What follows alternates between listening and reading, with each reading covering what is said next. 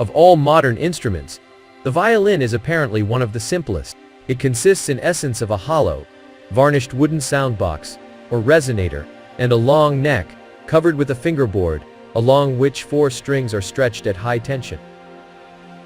The beauty of design, shape, and decoration is no accident. The proportions of the instrument are determined almost entirely by acoustical considerations.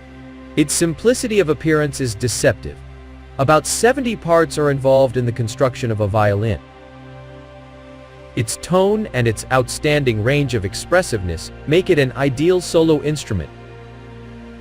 No less important, however, is its role as an orchestral and chamber instrument.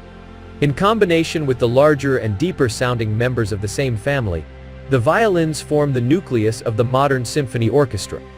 The violin has been in existence since about 1550. Its importance as an instrument in its own right dates from the early 1600s, when it first became standard in Italian opera orchestras.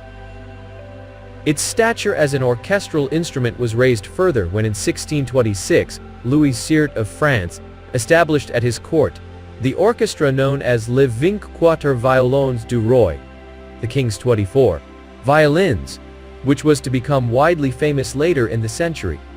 In its early history, the violin had a dull and rather quiet tone resulting from the fact that the strings were thick and were attached to the body of the instrument very loosely.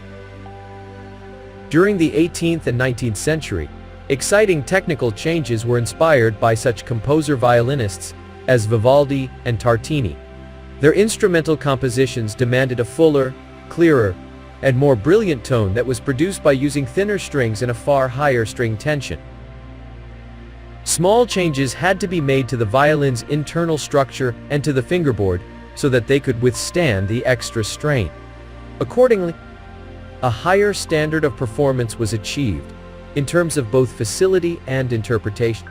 Left-hand technique was considerably elaborated, and new fingering patterns on the fingerboard were developed for very high notes.